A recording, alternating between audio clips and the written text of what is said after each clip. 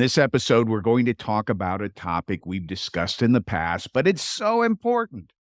We could and probably should talk about it in every episode. It is absolutely critical for success as a manager, to be a good teammate. You need it to be a good spouse, a good neighbor, a good teacher, a good little league coach, volunteer at your church, you name it. You need emotional intelligence. In fact, emotional intelligence is a necessary element for success in life. And if you have any doubt about that, think about the last time you tried to collaborate with someone who had strikingly little EQ. So little, in fact, that it made it tough or even maddening to work with that person. So whether you are giving feedback or receiving feedback, navigating through a tricky situation that involves bringing different factions to the table, perhaps selling a product or service, or mediating a conflict, you need an abundance of emotional intelligence. But there's good news. Emotional intelligence is not some mysterious quality that you either have or you don't. It can be developed. And I'm going to focus my conversation with my guest today on how leaders can leverage EQ to impact their leadership effectiveness. Welcome to the Mission First, People Always podcast, where we talk about better business results, stronger teams, more successful careers, and happier lives. Along the way, we hope to bust some biases, build some bridges, and have some fun. We're glad you're here. And now, our host, Dr. Mike Patterson. It's Dr. Mike Patterson, your host of the Mission First, People Always podcast, where we talk about what it takes to be a great leader and how to build great teams. I'm the author of the book, Mission First, People Always, the definitive guide to balancing people and performance. It's available on Amazon or wherever you buy books online. I'm also a trainer, a consultant, a coach, and I'm always focused on leader and team development. Let me remind you, as I always do, to subscribe or follow the podcast, leave a review, and tell a friend about what we're doing here. I do this podcast because I sincerely want to help people lead better and to get more done with and through the people around them, to bring out the best in the people around them. I believe everyone I invite to be a guest on this show can add value to your leadership journey. And I like to showcase talented people who care deeply about healthy organizations and how good leadership really happens in the real world. And I think today's guest is no exception. Dara Rossi, Ph.D., is a Workplace Peace Institute Leadership Academy instructor, a facilitator, and an ICF-credentialed coach. She holds master's degrees in business administration and dispute resolution. She's passionate about the personal and professional development of others, and she helps her clients cultivate skills and behaviors that support their success, impact, and fulfillment. She has coached both established and emerging leaders across many industries, and she currently serves on the board for the International Coaching Federation, North Texas. In addition to her coaching and consulting work, Dara teaches graduate leadership university courses and enjoys facilitating training and development programs for a wide range of clients. Dara, Dr. Dara, welcome to the Mission First, People Always podcast. I'm glad you're here. More after the break. This is also an important episode because it's the debut of a new sponsor, the Workplace Peace Institute. I thought long and hard about allowing sponsors on my show because I didn't want to overly commercialize what I do and have the sponsor unduly affect the content I present. But as I got to know the folks at Workplace Peace Institute, I understood the work they were doing and how their Leadership Academy courses are all aligned with the kind of value I try to bring to my audience. So I thought, why not help them spread the good word about good leadership. And on top of that, they have agreed to give my listeners a generous discount on any training or services. So let them know that you heard about them, the Workplace Peace Institute from Dr. Mike, if you decide to do business with it. So let's hear from my friends at WPI. Imagine a workplace where you feel connected to your work and colleagues, where people joyfully connect to the organization's purpose, mission, and leadership. At Workplace Peace Institute Leadership Academy, we bring evidence-based, brain-based learning to support leaders in creating life-affirming workplaces grounded in peace and dignity. Spark your leadership imagination at Workplace Peace Institute Leadership Academy. Together, let's reimagine work. Dara, welcome to the Mission First People Always podcast. It's great to have you here. Thank you so much, Mike. I'm excited to be here. Now, I detect a little Texas twang in your accent. Where are you from? Am I accurate with the Texas thing, or am I mishearing that? Well, you're so right. You caught that Texas twang. I'm in Dallas, Texas. Born and Awesome. raised in Texas. Awesome. I know I've got a lot of listeners in Texas, so they will resonate with that access. Their ears are perking up right now. I'm excited to have this conversation about emotional intelligence. But before we jump into the conversation about why we should all want to increase our emotional quotient, would you tell us a little bit about your background? Not so much an official formal bio, but what I always like to hear about from my guest is what made them passionate about the topic they're sharing with us today. Maybe a little bit about your life story that explains how you got excited about helping people work better together, be more effective leaders to do what you do. Sure, I'll be glad to share some with you. I am a former educator. I was in the education industry for a long time and saw firsthand how you could work with students and teach them about social emotional intelligence and how it changed them and the way they related to others and how they got along. And that, as I continued to teach, that got cut out a bit, Mike.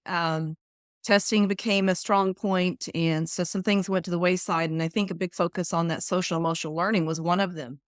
Now I get to work with leaders who may not have a high emotional quotient, and they've been sort of thrown into or moved into a management position, and they're great technically, right? They have all the skills there, but working with humans is difficult. They didn't get a chance to learn it when they were younger, or practice it, and so now I get to work with those leaders and help them be better leaders, which in turn helps the organization as well. It sounds like you're not only helping them be better leaders, you're helping them be better humans, and that's probably what you're also doing when you were in education. So, making the workplace more human, I think, is a mission that you and I share, and that's important. Oh, it is, and you're exactly right, making them more human and better people. Better people. And there seems to be as we talk about emotional intelligence, there seems to be a deeper human need here. Researchers at Gallup found that there is a global rise of unhappiness, and we are more stressed out than ever before. And I don't know if that's a result of the pandemic and we're still feeling the hangover from the pandemic. It's part of the greater human condition. It's technology, it's social media. I'm not sure what it is. But where do you think that's coming from, as you look at this issue? What's your take on it? Gosh, I think it's all of those things together, right? The culmination of those. And that Gallup poll shows that we have a new record history of feeling negative, these negative emotions. And as a result, this affects the workplace because we spend the majority of our time at work, right? More so than we do recreation. So that means employees are unhappy. And then in the organization, they're disengaged. There's, a lack of productivity. There's, loss of employees. And there's even tragically workplace violence. And we need this strong foundation of leadership intelligence to be, have proficient human skills, to be good at being human, like we talked about earlier. So yeah, it's a real challenge. I would also imagine as you went through that list of potential implications for the workplace that retention and turnover would also be effective as well because people experience a poor relationship with a key teammate or their manager, and they're saying to themselves, my goodness, I don't have to take this. I'm going to go find something better elsewhere. And that means they leave and seek that happiness or that relational satisfaction or that meaning in another organization, and then the organization that they left behind has a big gaping hole to fill, and that's expensive, and that starts this endless cycle of we've got to recruit, we've got to train, we've got to invest in new employees, and it's all affecting productivity. So, do you think a lack of EQ may be impacting employee retention and satisfaction and the reason people are leaving at times? Oh, absolutely. Right. And one of the keys there is connection. We don't have connection with each other in the workplace. Leaders are not connected with their employees. And it's a big cycle. It's like I mentioned that loss of employees, and that's exactly what I meant. There's turnover. They're going elsewhere. They're looking for that connection and that engagement.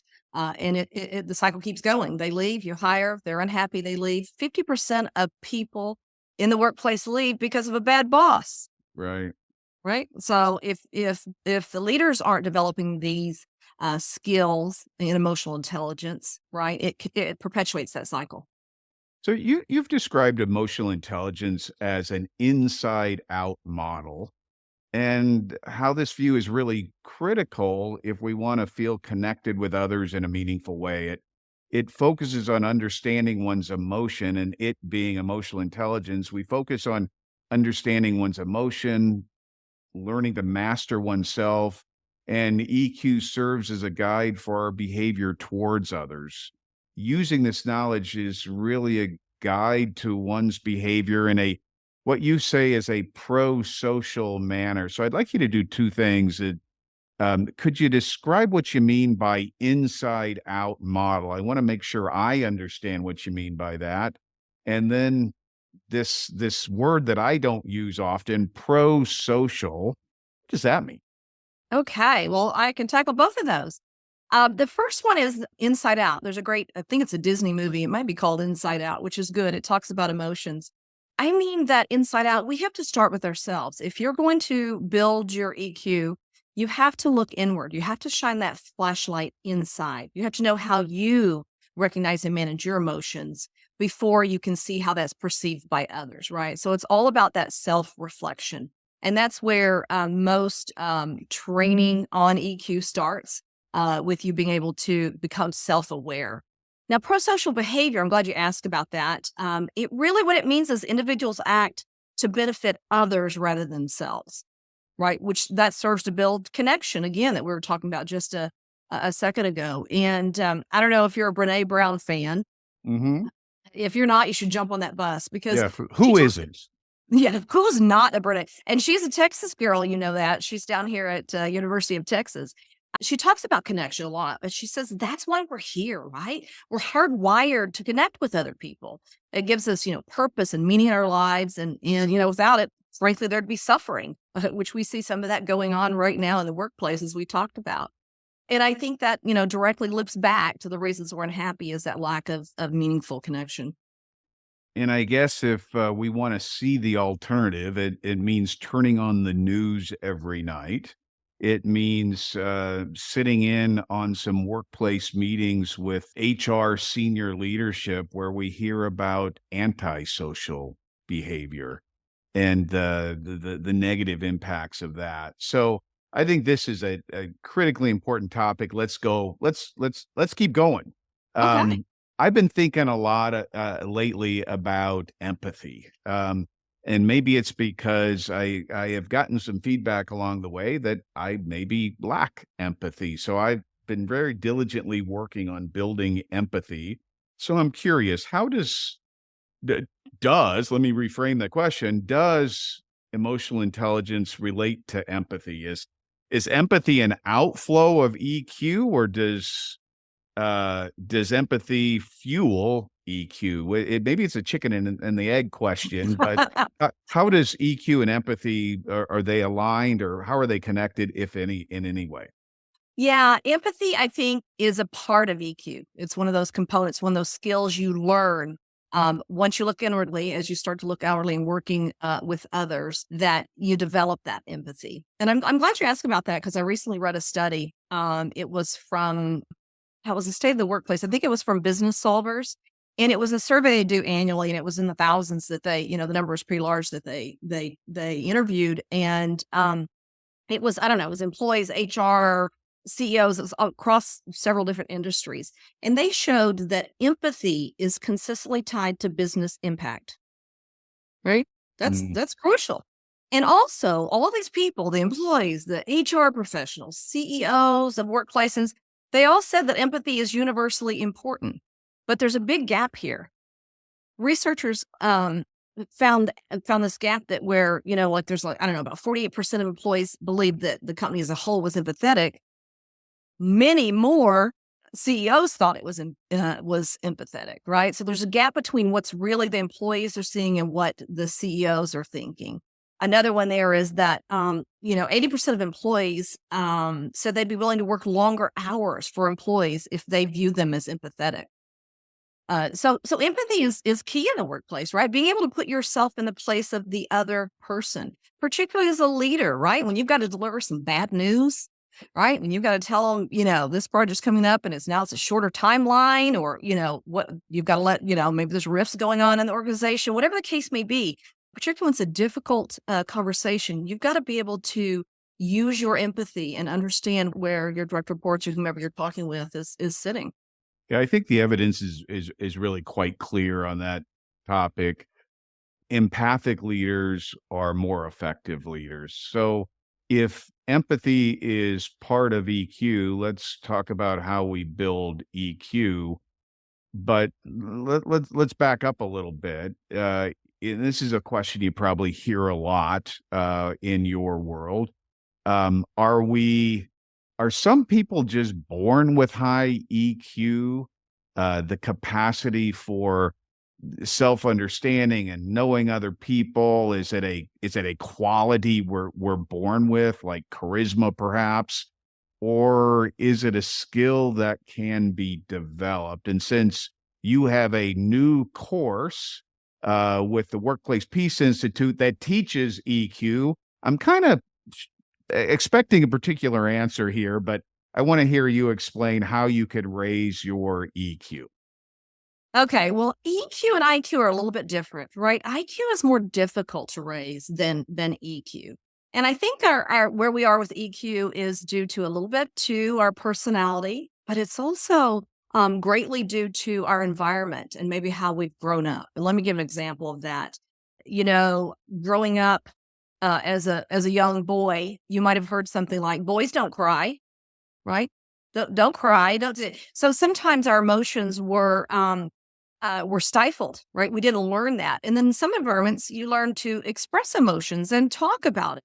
So a little bit of it is your environment, but the really cool thing here, it doesn't matter how you were raised, right? You can increase your EQ, and it just takes practice. So that's the cool answer. Whether it really comes from personality or all from your environment or where it comes from, I'm not sure, but I do know that you can raise it. And that's just practicing, learning some techniques and some skills and practicing it. So that's really cool. Imagine a workplace where you feel connected to your work and colleagues, where people joyfully connect to the organization's purpose, mission, and leadership. At Workplace Peace Institute Leadership Academy, we bring evidence-based, brain-based learning to support leaders in creating life-affirming workplaces grounded in peace and dignity. Spark your leadership imagination at Workplace Peace Institute Leadership Academy. Together, let's reimagine work. What are some of those skills and practices that you think are important and perhaps that you present in your new course at the Workplace Peace Institute?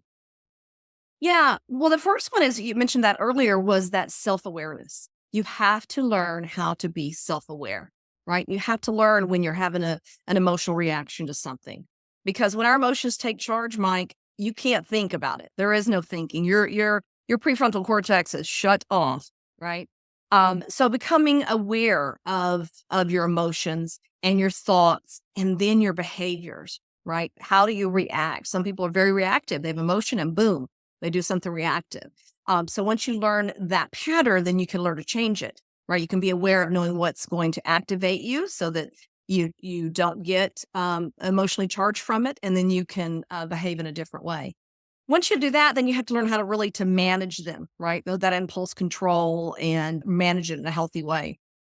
After that, you can move on to social awareness. And that's where, you're aware of people around you and how they're behaving and how they're managing their emotions and in their environment.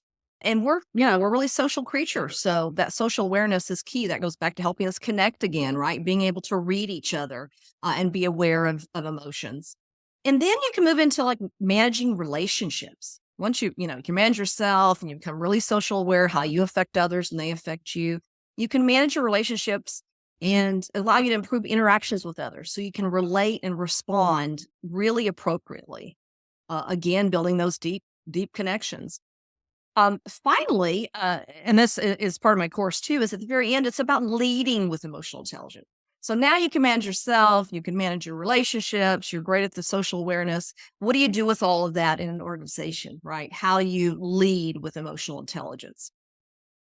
So I'm glad you landed on leading with emotional intelligence. How does that relate to the research that describes what employees really want? I think some of us who have led large teams, think we know what our employees want and need from us, and we try to give that to them.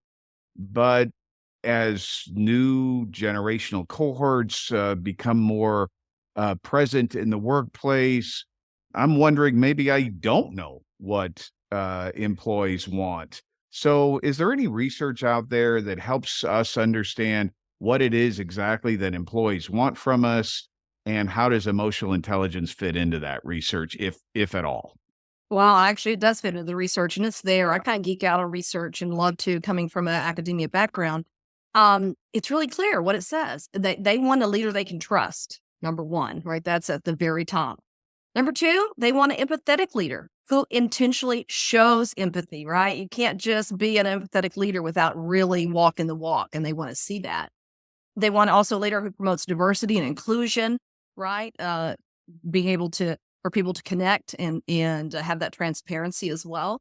And they want a positive culture. They want a leader who really supports that positive culture and well-being in the workplace. And then finally, and this is not in order, that first one was, but the rest of these not. I should have put this at the first, shouldn't I? Leaders really want to champion emotional intelligence across the organization. So you can So, see that it's right in.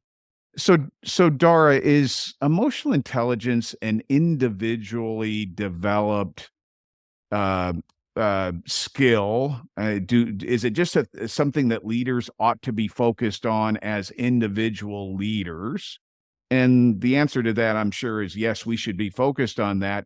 But I'm curious about whether emotional intelligence can become an enterprise or an organizational learning priority. Can we make an organization more emotionally intelligent? Gosh, I think we can. And you're right. Yes. And yes, it is an individual experience, but also we're connected, we work with each other, right?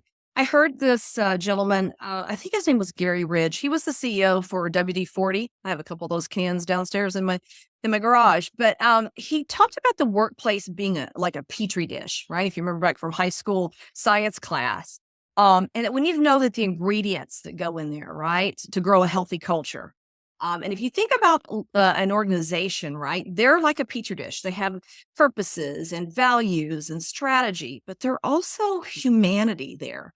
And there's emotional intelligence and well-being, and all of these ingredients together go into this petri dish. And in the lab, if you if you remember back from science, that you have the right ingredients in there, and you can grow things, right?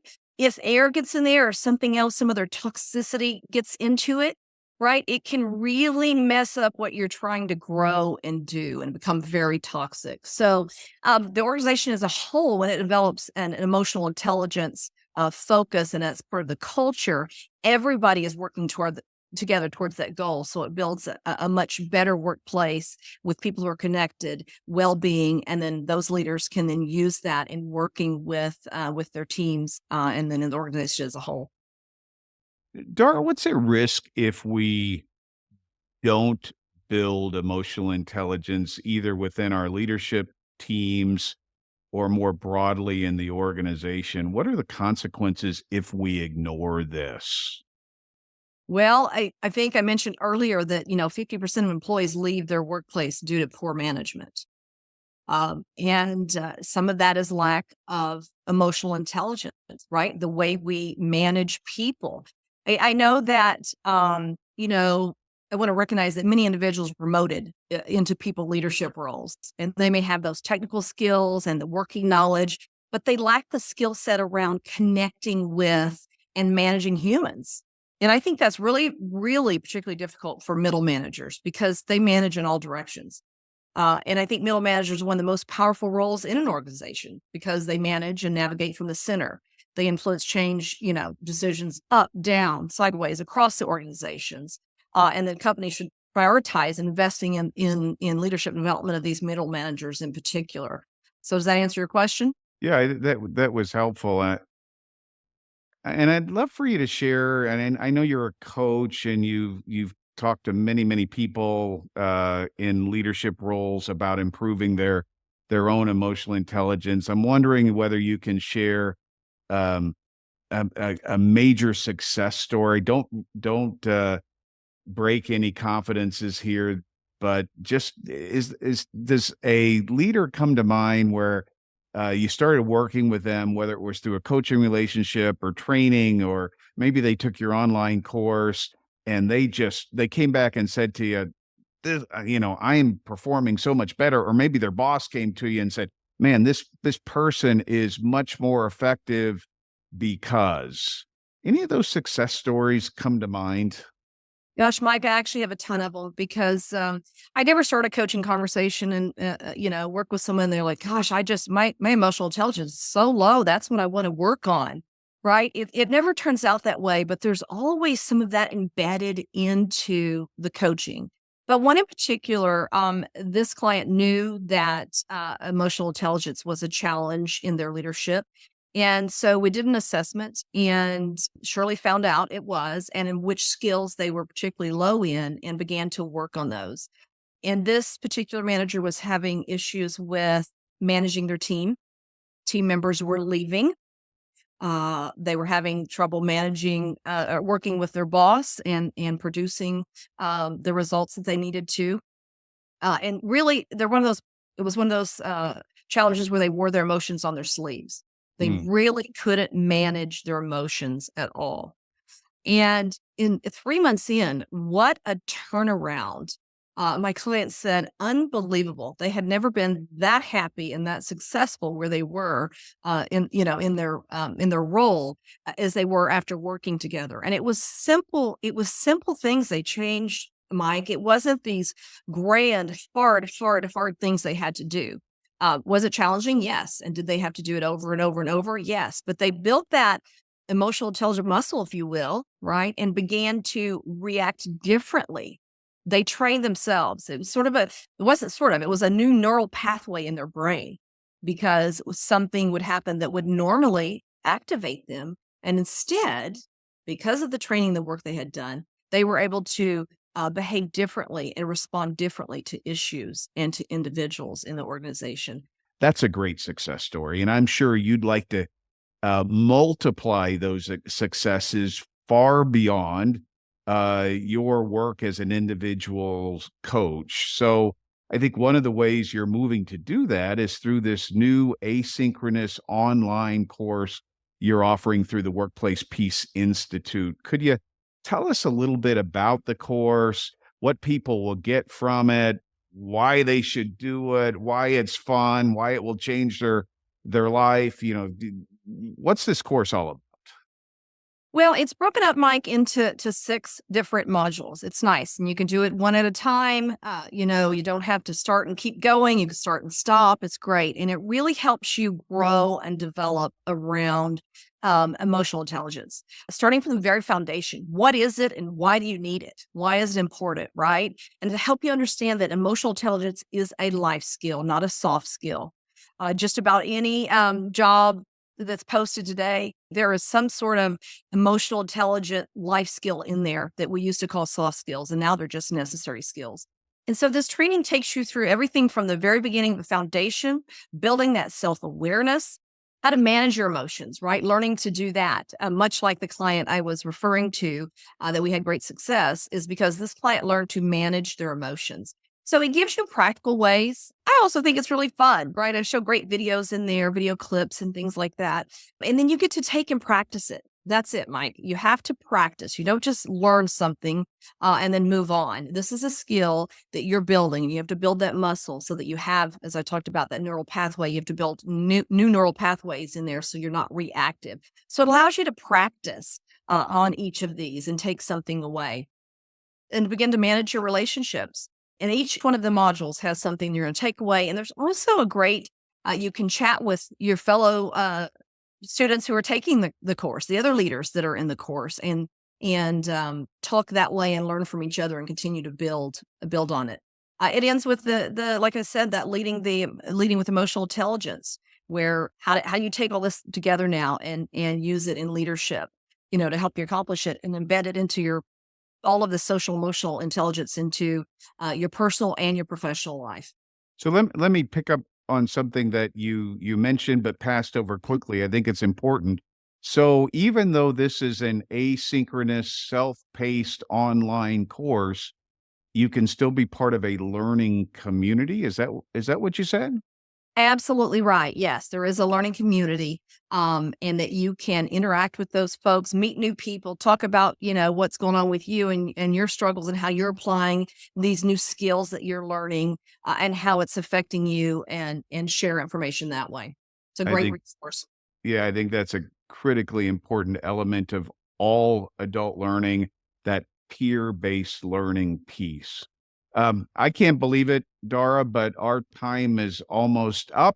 We need to start landing this plane. So, as is my practice, my penultimate question in every interview is this request for my guest to give my listeners one thing that they can begin doing right away to build their emotional intelligence muscle, as you've been saying throughout our conversation, or better use the EQ they already have.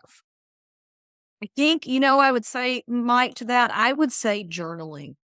To start journaling, uh, to record your emotions and the behaviors, or sorry, or the whatever happened that caused that emotional reaction, right? And help them really look inward first. That's the best place to start. Shining that flashlight inwardly, looking to see how you're processing, what you're thinking, what you're behaving, and what emotions are coming up. That way you can start to look for trends, Mike. You can see what's happening at the bigger picture in your life. So journaling is simple. It's easy to do. You don't have to do 14 pages a day. It's just taking some notes on what's going on so that you can really better understand yourself. I think that's great advice. There's probably many people listening that say, I'd like to connect with Dara, maybe through LinkedIn or some other means. I'm curious about this course. Dara, what are some of the better ways for people to connect with you or to connect with this content you've been talking about? Yeah, well, I'd love to connect on LinkedIn. So look me up there.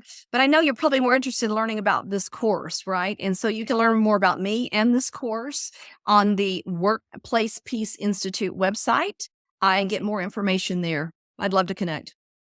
Dara, thanks for being a great guest on the Mission First People Always podcast. Maybe we'll have you back again at some point, and I wish you great success in your work and this new course. Friends, emotional intelligence is a critical component of leadership intelligence. It begins with self-awareness and moves us to an awareness of what others may feel and need from us. This then guides our behavior and ultimately moves us toward connection and the ability to bring out the best in others. And my listeners know that's what I'm all about. And that's what this podcast, the Mission First People Always podcast, works to do, and Mission First People leaders do. That's what Mission First People Always teams do. So if you want to be a great leader and you want to build a great team, keep listening. Subscribe or follow this podcast, tell a friend, leave a review, and keep listening. Until next time, keep bringing out the best in people.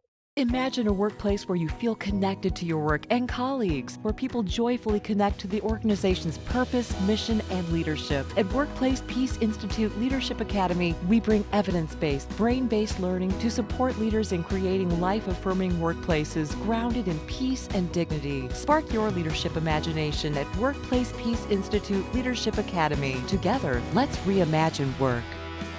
Thanks for listening. We hope you enjoyed today's episode. If you did, please subscribe and tell a friend. Dr. Mike Patterson is an active consultant, speaker, and master facilitator who works with leaders and teams around the world. If you want to create a stronger, more people-centric, and empowered culture for your organization, visit drmikepatterson.com or follow the link in the show notes to connect with us. You can find a link to grab your copy of Dr. Mike's latest book, Mission First, People Always, the definitive guide to balancing people and performance. Also, don't miss out on the e-learning experience that brings the book to life with videos and engaging activities.